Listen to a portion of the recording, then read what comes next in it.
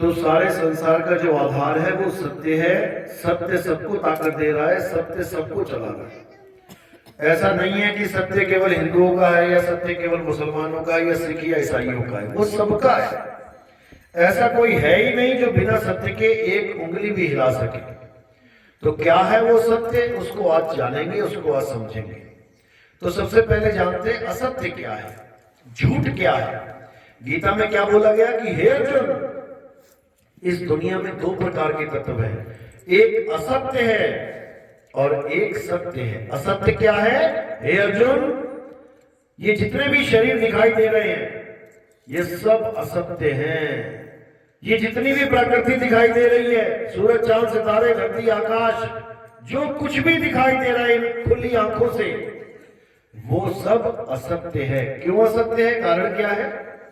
हे अर्जुन, असत्य वो है जो पल पल बदलता है, जो जन्मता और मरता है, जो कभी एक समान नहीं रहता, वो असत्य है। अब धरती असत्य है, आज यहां पर है, कल को पानी आया और सारी धरती काट के ले गया, कट गई। जब सूखा पड़ता है देखो धरती में कटाव आ जाते हैं, कट गई। असत्य है, सत्य कभी कटता नहीं है। पानी आज बरस रहा है, कल नहीं बरस रहा है। आज नदी इधर से जा रही है, कल को उधर से जा रही है। आज पानी इधर से जा रहा है, कल को इधर से जा रहा है, तो वो भी बदल रहा है। हवा, आज हवा इधर से आ रही है, कल को उधर से चल रही है, ये भी बदल रहा है। अग्नि, अग्नि भी बदल रही है, कभी धीमी हो जाती है, कभी बहुत तेज हो जाती है। आकाश, ब्रह्मांड, वो भी बदल रहा है। वैज्ञानिक भी कहते हैं कि ब्रह्मांड पल पल बढ़ता ही जा रहा है, बढ़ता ही जा रहा है। तो ये सब असत्य है। जब मिट्टी असत्य है, पानी असत्य है, तो दो असत्य को मिला के, यानी मिट्टी और पानी को मिला के एक मूर्ति बना दी जाए तो क्या वो सत्य हो जाएगी? दो असत्य को मिला के सत्य नहीं हो जाएगी, वो असत्य ही है। क्यों? पहले दिन इतनी सी बनी, दूसरे दिन और बड़ी बनी, तीसरे दिन और बड़ी बनी, चौथे दिन और बड़ी बनी, करते करते 100 फुट की मूर्ति बन रही है, रोज बदल रही है। तो कृष्ण यही समझा रहे हैं, हे अर्जुन, जो पल पल बदल रहा है वो असत्य है। जब तुम पैदा हुए छोटे से थे, देखो धीरे धीरे धीरे धीरे धीरे बढ़ते रहे, आज 5-6 फुट के हो गए। और कल को ऐसे नहीं रहोगे, कल को धीरे धीरे कमर झुकने लग जाएगी, बेड हो जाओगे। धीरे धीरे काले बाल सफेद हो जाएंगे, मुंह में दांत है गिर जाएंगे, हर चीज बदलने लग जाएगी। इसलिए ये असत्य है।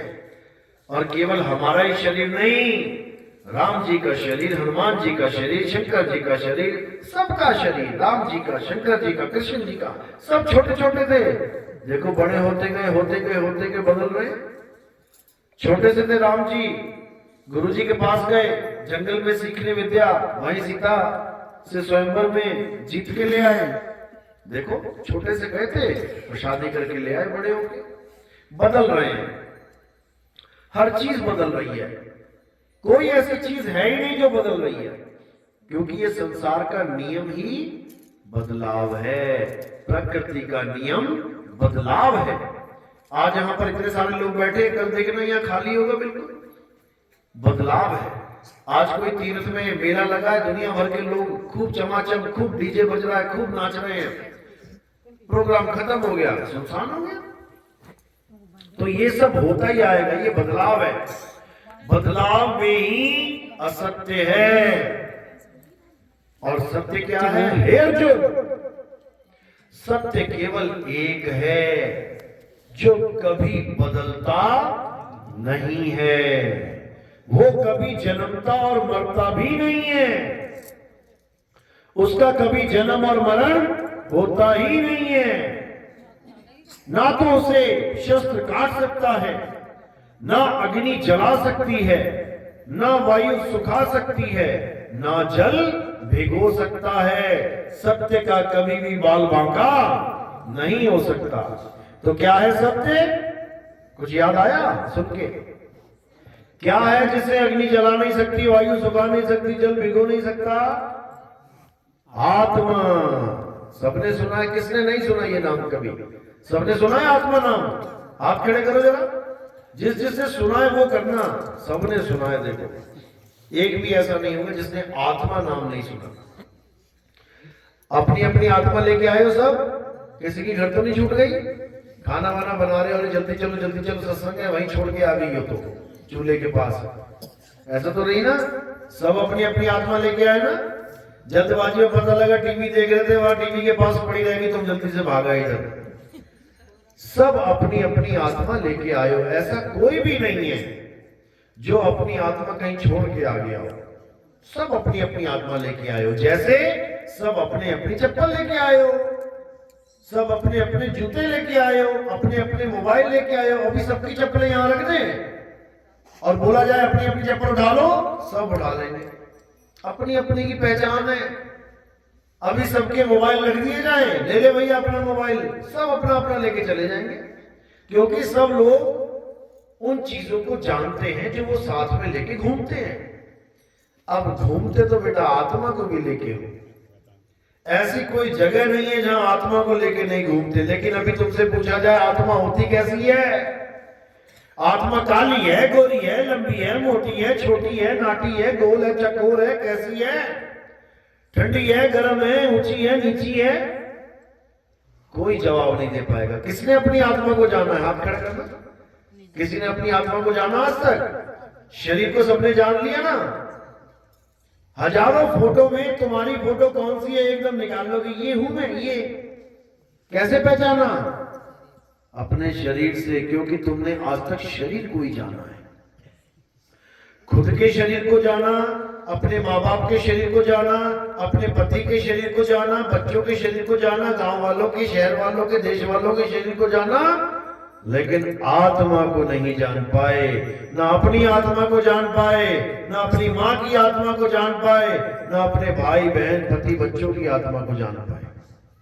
आत्मा का तो केवल तुमने नाम ही सुना है, इससे ज्यादा कुछ नहीं जान पाए। अब आत्मा क्या होती है अच्छी तरह समझना है इसको। जैसे पंखा, बल्ब, हीटर, गीजर, प्रेस, इन सबको यानी इन सब शरीरों को कौन चलाता है? करंट। करंट चलाता है। क्या बिना करंट के पंखा हवा दे सकता है? क्या बिना करंट के बल्ब जल सकता है? क्या बिना करंट के प्रेस गर्म हो सकती है? क्या बिना करंट के एसी ठंडी हवा दे सकता है? नहीं दे सकता। यानी जो कुछ भी हो रहा है करंट की वजह से हो रहा है। अब करंट कैसा होता है? क्या करंट के 3 पर होते हैं? पंखे के तो होते हैं 3 पर, शायद करंट के भी होते हो, पक्का है? बल्ब गोल गोल है, शायद करंट भी गोल गोल होता हो बल्ब की तरह, ऐसा तो नहीं होता। प्रेस देखिए ना, प्रेस त्रिकोणी सी होती है, आगे को चोंच होती है, पीछे को पूरी चौड़ी होती है। करंट कैसा होता है? प्रेस की तरह होता है। कुछ तो होता है ना करंट। कैसे पता लगता है करंट क्या है? कैसे पता लगता है करंट क्या है? अनुभव से। अनुभव कैसे होता है? छू के, हाथ लगा के। करंट दिखता नहीं है आंखों से। अगर करंट दिखता होता तो आज तक कभी किसी के करंट ही ना लगता। सांप दिखता है ना, किस किसने गलती से सांप पकड़ लिया हाथ में? पकड़ भी लिया, शाबाश। उसके बाद कितनी देर पकड़ के रखा? बच्चा होगा लग रहा है, छोटा सा सांप का। अगर सांप और करंट एक जैसे ही है, अगर गलती से सांप पकड़ भी लिया ना और देख लिया क्या है, तो ऐसे छोड़ोगे एकदम। और जब करंट लगता है तो कैसे छोड़ते हो? ऐसे ही छोड़ते हो। दोनों एक से ही है, क्योंकि पता है मृत्यु हो जाएगी, मौत हो जाएगी। तो इसी प्रकार करंट को अनुभव किया जा सकता है, करंट को देखा नहीं जा सकता। अगर देखा जाता होता तो आज तक किसी को करंट लगता ही नहीं, क्योंकि सामने दिख रहा है, तार में करंट दिख रहा है, कोई छूता ही नहीं। कब छू लेते हैं? अनजाने में, पता नहीं होता इसमें करंट है, छू लिया, लग गया झटका। झटका लगा है सबको? कोई है ऐसा जिसको आज तक करंट का झटका नहीं लगा? हाथ खड़ा करो, ये देखो हैं कुछ लोग, बहुत अच्छी बात है। अब पूरी रात हम करंट करंट करंट झटका झटका करते रहे तब भी ये समझ ना पाएंगे बात किसकी चल रही है। किस किस को करंट लग चुका है, हाथ खड़े करो।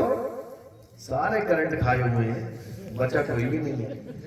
अब हम जैसे करंट का नाम लेंगे सबको अपना याद आ जाएगा कहां लगा था, और एकदम वो अनुभव तरोताजा हो जाएगा, पता लग जाएगा अरे बाप रे बाप बड़ा खतरनाक करंट लगा था एक दिन।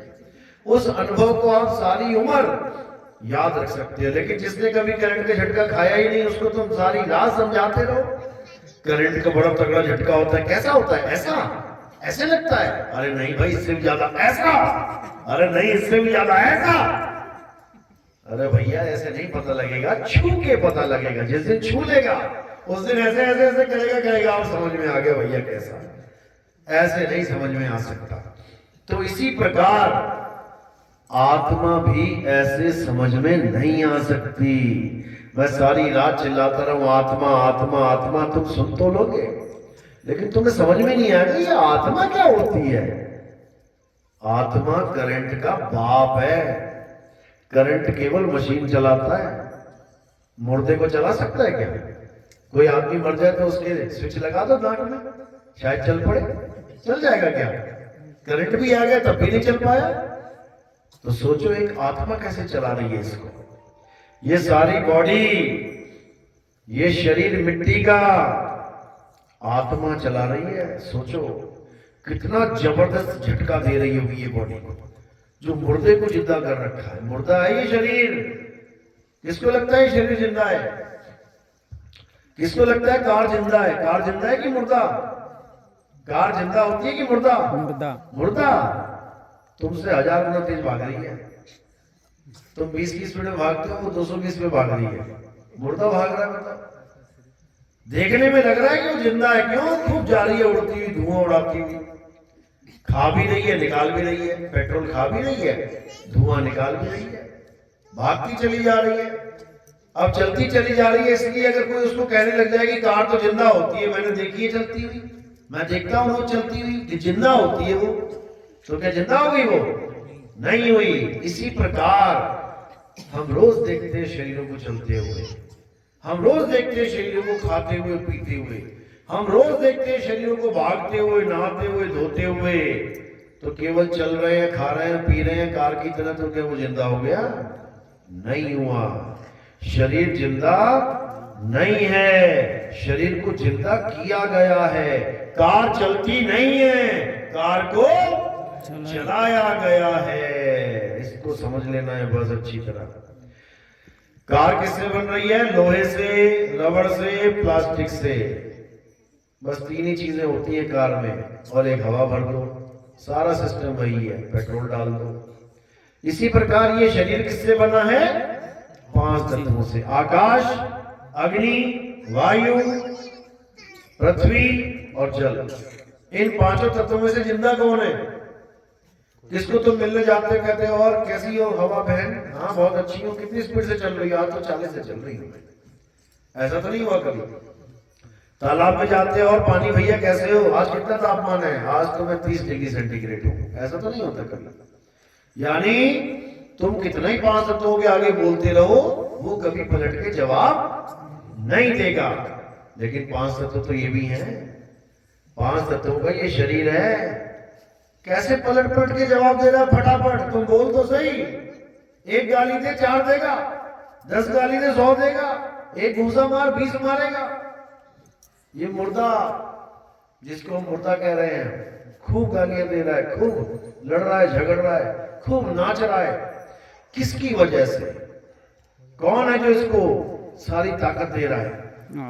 आत्मा। अब आत्मा और शरीर, ये 2 चीजें हो गई। आत्मा और शरीर। शरीर यानी 5 तत्व। अब हम 5 तत्व तो है नहीं, ये तो हमें पक्का पता है। ना मैं हवा, ना मैं पानी, ना मैं अग्नि, ना मैं धरती, ना मैं आकाश। तो फिर मैं क्या हूं? 2 ही चीजें हैं, शरीर या आत्मा। तो मैं क्या हूं? आत्मा। आत्मा। और आत्मा क्या होती है?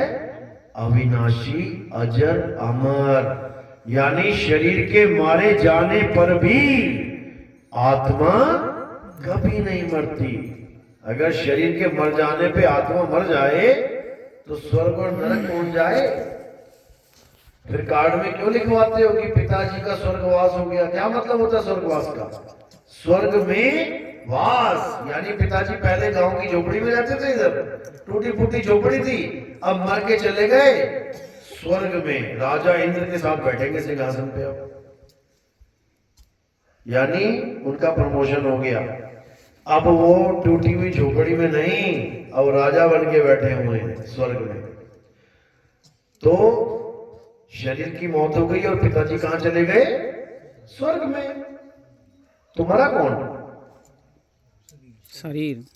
और लिखा गया कार्ड पे, मेरे पिताजी की मृत्यु हो गई, पिताजी चले गए स्वर्ग में, उनको मार दिया तुमने, और जो मरा उसका कोई जिक्र नहीं किया तुमने। शरीर मरा, शरीर को जला दिया, उसका तो कोई जिक्र नहीं किया। और पिताजी जो स्वर्ग चले गए उनको बेचारे को मार दिया तुमने। मेरे पिताजी मर गए, पापा मर गए, मम्मी मर गई, चाचा मर गया, दादी मर गई। जो मर ही गए तो फिर स्वर्ग कौन गया? अभी पापा चले जाए तुम्हारे दिल्ली, तुम क्या कहोगे? पापा मर गए। मम्मी चली जाए कहीं जयपुर शादी में, मम्मी मर गई। क्यों? ऐसा तो कभी नहीं कहोगे। ऐसा बोलोगे मम्मी यहाँ थी, चली गई जयपुर, पापा यहाँ रहते थे, अब चले गए दिल्ली, पता नहीं कब आएंगे। उनको नहीं मारोगे। लेकिन इस दुनिया को छोड़ के कोई चला जाए स्वर्ग में रहने तो उसको तुम मार देते हो। कोई नहीं मरता। ये जन्मना मरना आत्मा का काम है ही नहीं। तुम, तुम्हारे माँ बाप, तुम्हारे भाई बहन, तुम्हारे बच्चे शरीर नहीं है। शरीर तो उन्होंने धारण किया हुआ है। देखो कपड़े धारण कर रखे हैं। अब यहाँ देखो लाल, पीली, हरी, गुलाबी, नीली, ये तो कपड़े हैं। कोई कहे मेरी बहू नीली है, तेरी वाली पीली है, मेरी बहू तो हरी है। अरे भाई वो कपड़े हैं नीले, पीले, हरे, गुलाबी। बहू थोड़ी नहीं नीली पीली है, बहू तो कपड़ों से भिन्न है। चलो माना यहाँ भी चमड़ी है, कोई काली है, कोई पीली है, कोई सफेद है, पर ये भी बहू नहीं है, ये भी बहू के कपड़े ही हैं। बहू कौन है? आत्मा। आत्मा। तभी तो बहू शरीर छोड़ के जाएगी। मेरी बहू शरीर छोड़ के चली गई। शरीर छोड़ के चली गई यानी शरीर से तो कुछ अलग थी ना वो, तभी तो शरीर छोड़ के गई है। लेकिन लोगों को समझ में नहीं आता। लोग सोचते हैं हमारे रिश्तेदार मर गए, मर गए, मर गए। कोई नहीं मरता। इस दुनिया में कोई मरता ही नहीं है, क्योंकि सब अजर, अमर, अविनाशी है। और गाते भी हैं, ईश्वर अंश जीव अविनाशी। अविनाशी। अब जीव को अविनाशी भी बोल रहे हैं और उसके बाद मरता हुआ भी बता दे रहे हैं कि मर गया। जीव कभी नहीं मरता। जीव सोई जो जुग जुग जीवे, उत्पत परलय माही, देह धरे भर में 84, निर्भय कबहू नाही। जीव कभी नहीं मरता, वो अजर, अमर, अविनाशी है। स्वर्ग नरक भोगता है, बड़े बड़े जाता है लोकों में, ऊंचे ऊंचे लोकों में, फिर पतन हो जाता है, नीचे जाता है, फिर ऊपर नीचे, ऊपर नीचे, ऊपर नीचे, चलते ही रहता है काम। फंस चुका है बेचारा इस भव सागर में। अब निकलने का एक ही रास्ता है। क्या रास्ता है? आत्मज्ञान, और कोई रास्ता नहीं। कोई कहे कि मंत्र जप के मुक्ति मिल जाएगी, नहीं मिलेगी। कि सारे मंत्र जपने लग जाओ, ओम कलियम हरियम शरियम सोम सत्यम, राम राम राम, अल्लाह अल्लाह, वाहिगुरु वाहिगुरु, हरे कृष्ण हरे राम, कुछ भी जप लो, मुक्ति मिलेगी नहीं। क्योंकि नाम है जप में, नाम है तप में, ना एकांत निवास में। और मुँह को कहां ढूंढे रे बंदे, मैं तो तेरे पास में। पास में। अब वो मेरे पास में है तो सतलोक में कौन है? 16 शंख योजन दूर सतलोक, उसमें कौन बैठा है भाई? जब वो मेरे पास है, यानी दो परमात्मा है, एक मेरे पास में है और एक मुझसे दूर है। दो परमात्मा है क्या? भाई रे दो जगदीश कहां से आया, कहो कौन बौराया। यानी कौन पागल हो गया जो कह रहा है एक परमात्मा पास है और एक सतलोक में बैठा है? फिर सतलोक में भी नहीं बैठा। सतलोक जाने के बाद तुम्हें एक ड्रामा और दिखाया जाएगा। अब हमने आगे जाना है। कहां? अलग लोक में। वहां कौन है? वहां अलग पुरुष है। अच्छा चलो चलते हैं। अलग लोग ले जाने के बाद फिर ड्रामा चालू। अब क्या करना है, अब और आगे चलना है। कहां? अगम लोक में। वहां कौन है? अगम पुरुष है। फिर उसके आगे और शुरू। अब कहां चलना है भाई? अनामी लोक में। वहां कौन है? पुरुष अनामी बैठा है। बताओ, 4 तो ये हो गए, एक पास में हो गया, 5 परमात्मा हो गए। 5 परमात्मा हो गए। द्रौपदी बन गए, तुम 5 पति हो गए तुम्हारे। और सारी वाणियां सब क्या कह रहे हैं? परमात्मा एक है। तो एक कहां है? एक कहां रहा फिर? सतपुरुष अलग, अलग पुरुष अलग, अगम पुरुष अलग, अनामी पुरुष अलग, और जो तुम्हारे अंदर है वो अलग। घट घट मेरा साइया सुनी सेज न कोई, और बलिहारी वा घट की जिस घट प्रगट होए। कहते बलिहार जाते हैं सबके पास, लेकिन जहां प्रगट हो जाता है वहां बलिहार जाते हैं। ज्यों तिल माही तेल है और ज्यों चकमक में आग, तेरा साईं तुझ में है, जाग सके तो जाग। अब मेरा साईं मुझ में है तो सतलोक में कौन है भाई? तो स्वर्ग में कौन है? तो गोलोक में, शिवलोक में, ब्रह्मलोक में कौन है? जब मेरा साईं मुझ में है तो असल में वो हमारे अंदर ही है। लेकिन अंदर का मतलब ये नहीं कि वो हमारी काया में है, हमारे शरीर में भी नहीं है वो। अगर परमात्मा हमारे शरीर में होता तो ये शरीर कभी मरता ही ना। परमात्मा शरीर में नहीं है। कौन है शरीर में? जीवात्मा। जीवात्मा है शरीर में। परमात्मा एक है और जीवात्मा अनेक हैं, अनंत हैं, गिन नहीं पाओगे। इसी को बोला जग में जीव अनंत, न जाने पीव को, और बहुत कहा समझाए 84 के जीव को। बार बार समझाता रहा, इतना समझाया, लेकिन ये ना समझ पाया। ये बेचारा धक्के ही खाता रहा। अब करना क्या है? अब मालिक को पहचानना है। कैसे पहचानेंगे? गुरु के ज्ञान के द्वारा। जब गुरु हमें परख देगा पहचानने की कि परमात्मा होता क्या है, कैसा होता है, तब समझ में आएगा कि वो मिलेगा कैसे। सबसे पहले गुरु क्या करता है? तुम्हारे जीवन से जो भी असत्य है उसको दूर कर देता है। क्या क्या असत्य बताया था? हवा, पानी, मिट्टी, अग्नि, धरती, आकाश सब असत्य है। तो मिट्टी से बना के ईंटें, ईंटों से बना के मंदिर, मस्जिद, गुरुद्वारे, ये सत्य है कि असत्य है? असत्य है। क्यों? इंसान ने बनाया, थोड़े दिनों के बाद पता लगा लेंटर गिर गया, भूकंप आया, दीवारें गिर गई, टूट गया।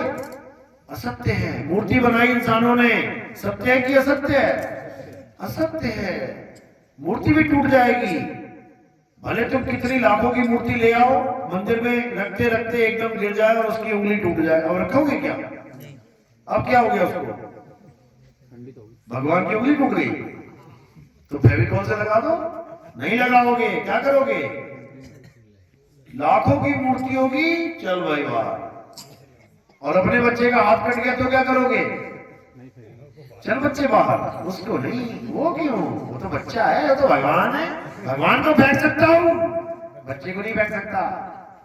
समझे?